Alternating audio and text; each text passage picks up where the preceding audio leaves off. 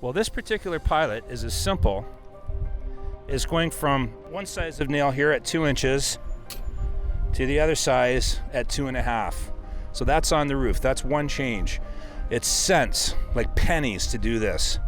The other one is you can take a hurricane clip like this to attach your truss to your wall, and that takes almost 1 minute to install.